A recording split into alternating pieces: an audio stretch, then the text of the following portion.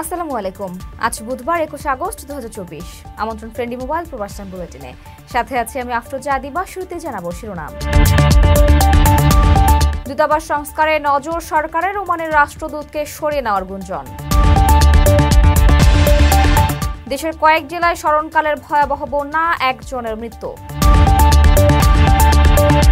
মালদ্বীপে বিড়ালের মাংস রেঁধে বিক্রি, ধরা পড়ল অভিযুক্ত বাংলাদেশি। মালয়েশিয়ায় অব্যাহত অভিযান, 900 নিয়োগকর্তা গ্রেপ্তার। আলোচিত ম্যাজিস্ট্রেট সারওয়ার আলমের পদোন্নতি, প্রবাসীদের সংবর্ধনা। দর্শক দেখছিলেন শিরোনাম, এবারে বিস্তারিত।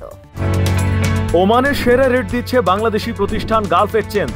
প্রিয়জনকে টাকা পাঠাতে আজই আসুন আমাদের যে কোনো ব্রাঞ্চে অথবা কল করুন স্ক্রিনে দেয়া নাম্বারে। গালফ এক্সচেঞ্জ, বাংলাদেশিদের প্রিয় এক্সচেঞ্জ।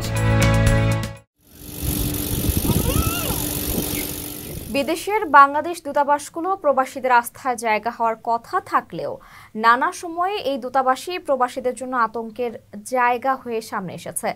ভিসা বাণিজ্য, দুর্নীতি এবং কখনো কখনো প্রবাসীদের হয়রানির প্রাণকেন্দ্র হয়ে ওঠে এগুলো। ফলে সরকার পতনের পর দূতাবাসের দুর্নীতি বন্ধের দাবি আরও জোরালো হয়। এরই মধ্যে কানাডার বাংলাদেশ হাই কমিশনে নিযুক্ত বিতর্কিত 2 নারী কাউন্সিলর অপর্ণা পাল এবং মিথিলা ফারজানা চুক্তি বাতিল হয়েছে। দেশে ফিরতে নির্দেশ দেওয়া হয়েছে যুক্তরাষ্ট্র, রাশিয়া, জাপান, জার্মানি, সৌদি আরব ও সংযুক্ত আরব আমিরাতে চুক্তিভিত্তিক নিয়োগ পাওয়া 6 রাষ্ট্রদূতকে। প্রবাসী কল্যাণ মন্ত্রণালয়ের নির্ভরযোগ্য সূত্রে জানা গেছে, শিগগিরই সরিয়ে দেওয়া হতে পারে ওমানের মাস্কাটে নিযুক্ত বাংলাদেশের রাষ্ট্রদূতকেও। ভিসা বন্ধ, যথাযথ কূটনৈতিক পদক্ষেপ গ্রহণে ব্যর্থতা সহ বেশ কয়েকটি বিষয় নিয়ে ইতোমধ্যে আলোচনা হয়েছে। তবে এই বিষয়ে এখনও চূড়ান্ত সিদ্ধান্ত নেওয়া হয়নি। বেশ কয়েক বছর ধরে মধ্যপ্রাচ্যের সব থেকে আলোচিত সমালোচিত কুয়েত দূতাবাস সম্প্রতি কর্মকর্তাদের জুয়ার আসরে সময় কাটানোর একটি ভিডিও ছড়িয়ে পড়লে আবারও সমালোচনা জোরদার হয়। এর আগেও বিভিন্ন সময় রাষ্ট্রদূত, দূতালয় প্রধান, কল্যাণ সহকারীদের বিরুদ্ধে দুর্নীতির অভিযোগ উঠেছে, যদিও দৃশ্যমান কোনো পদক্ষেপ নেয়নি কর্তৃপক্ষ। উল্টো খবর প্রকাশের জেরে সংবাদ মাধ্যমের প্রবাসী প্রতিনিধিদের মিথ্যা অভিযোগে হয়রানি করা হয়। এসব কারণেই দূতাবাস হাই কমিশনে কর্মরত অসৎ দুর্নীতিবাসদের বিরুদ্ধে ব্যবস্থা গ্রহণের দাবি আরও জোরালো হচ্ছে।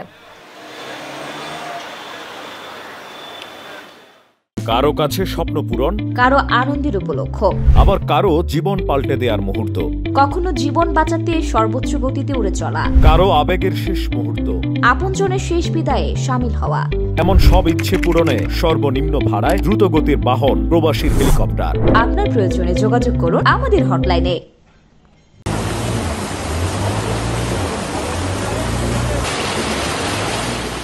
স্মরণকালের ভয়াবহ বন্যায় তলিয়ে গেছে দেশের কয়েকটি জেলা। ডুবেছে ফেনীর 3 উপজেলা, ফুলগাজী, পরশুরাম ও ছাগলনাইয়ার 1.5 শতাধিক গ্রাম। পানিমুদ্দি হয়ে পড়েছেন 2 লক্ষাধিক মানুষ। অসম্ভব মানবেতর জীবনযাপন করছেন তারা। পরিস্থিতি সামাল দিতে জেলা প্রশাসন জরুরি ভিত্তিতে সেনাবাহিনী ও কোস্টগার্ডের সহযোগিতা চেয়েছে। এ ঘটনায় বুধবার বিকাল পর্যন্ত অন্তত একজনের মৃত্যুর খবর পাওয়া গেছে। বুধবার বিপদসীমার 86 সেন্টিমিটার উপর দিয়ে প্রবাহিত হতে দেখা গেছে মুহুরী, কহুয়া ও সিলোনিয়া নদীর পানি। রাস্তাঘাট থেকে ঘরবাড়ি কিছুই রেহাই পায়নি বানের জলে। ভয়াবহ মানবিক বিপর্যয়ে দিশেহারা হয়ে পড়েছেন 3 উপজেলার 2 লক্ষাধিক মানুষ। জানা যায়, গত 3 দিনের ভারী বর্ষণ ও ভারতের উজান থেকে নেমে আসা পাহাড়ি ঢলের কারণেই এই মানবিক বিপর্যয় দেখা দিয়েছে। ফুলগাজী উপজেলার সদর ইউনিয়ন, আনন্দপুর, মুন্সিরহাট, আমজাদহাট ইউনিয়নের 40টির বেশি গ্রাম প্লাবিত হয়েছে। পরশুরামের মির্জানগর, চিথলিয়া, বক্স মাহমুদ এবং পৌর শহর সহ 45টির বেশি গ্রাম পানিতে তলিয়ে রয়েছে। ছাগলনাইয়ার পাঠাননগর, রাধানগর, শুভপুর ইউনিয়নেরও বেশ কয়েকটি গ্রামে সৃষ্টি হয়েছে বন্যার।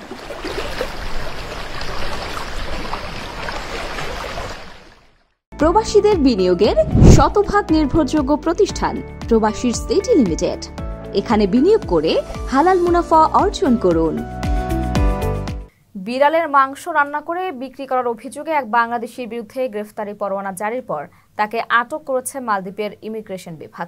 ইমিগ্রেশনের তথ্য অনুযায়ী 32 বছর বয়সী আরাফাত হোসেন একজন বাংলাদেশি নাগরিক। তাকে স্থানীয় পুলিশের সহযোগিতায় হেফাজতে নিয়েছে ইমিগ্রেশন। স্থানীয়রা বলছেন, তিনি হয়তো বার্গারের মধ্যেও বিড়ালের মাংস ব্যবহার করতেন। তার ভিসা বাতিলের দাবি জানানো হয়েছে। এর আগে আরাফাতের অবস্থান সম্পর্কে জানানোর জন্য সবাইকে অনুরোধ করা হয়েছিল। তখন এই প্রবাসীকে পরবর্তী 5 দিনের মধ্যে মালদ্বীপ ইমিগ্রেশনে অফিস সময় সকাল 8টা থেকে বিকেল 4টার মধ্যে হাজির হওয়ার নির্দেশ দেওয়া হয়। সে সময় মালদ্বীপে বিড়ালের কল্যাণে কাজ করা এনজিও ফেলাইন ওয়েলফেয়ার অর্গানাইজেশন এক্সে এক পোস্টের মাধ্যমে বিড়ালের মাংস বিক্রির অভিযোগ আনা হয়। আরাফাত অবৈধভাবে মালদ্বীপের ভালুমাস মার্কেটে কাজ করেন। সংস্থাটি জানিয়েছে তার বিরুদ্ধে বিড়ালের মাংস রান্না করে বিক্রি করার অভিযোগ রয়েছে। আকর্ষণীয় রেট ও দারুণ সব ডাটা বান্ডেল পেতে আজই ব্যবহার করুন ফ্রেন্ডলি সিম।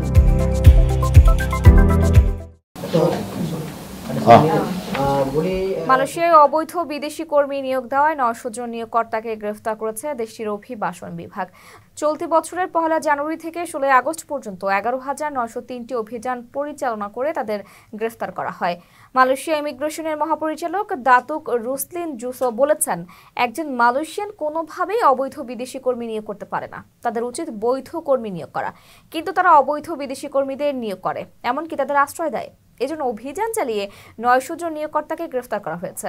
এদিকে মালয়েশিয়ার কোটা ভারতে 28 বাংলাদেশি সহ 114 অভিবাসীকে আটক করেছে অভিবাসন বিভাগ। মঙ্গলবার কেলান্তান রাজ্যের ইমিগ্রেশন ডিপার্টমেন্টের একটি দল কোটা ভারোর একটি লোহার কারখানায় 114 জন প্রবাসীকে আটক করে।